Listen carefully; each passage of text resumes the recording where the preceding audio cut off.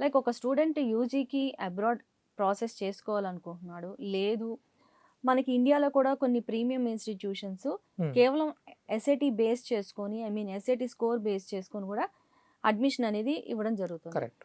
So అసలు student ఎప్పటి నుంచి స్టార్ట్ చేయాలి? ఎగ్జామ్ ఎప్పుడు రాయాలి? అండ్ ఆ స్కోర్ వ్యాలిడిటీ ఎన్ని ఇయర్స్ ఉంటుంది? Score validity is for 5 years. 5 years. Okay అదొకటి. Fine.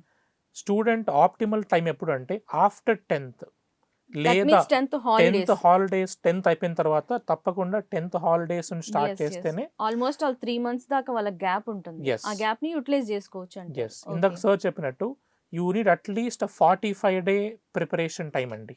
Okay. Just for SAT also 45 for days. SAT compulsory అండి, ఎందుకంటే it will take 45 days for you to understand the entire syllabus. దాని తర్వాత at least ఒక 1 month should be put in to practice అండి. ఎందుకంటే 10th తర్వాత before 11th you have holidays, ఎక్కువ time ఉంటుంది. You can spend more time in to practicing all the questions. కాబట్టి ideal time is 2 to 3 months. ఇప్పుడు మీరు 11th తర్వాత కూడా తీసుకోవచ్చు. 12th తర్వాత మీకు చాలా కష్టం అవుతుంది, ఎందుకంటే యూనివర్సిటీ డెడ్ లైన్స్ మనకు వస్తూ ఉంటాయి.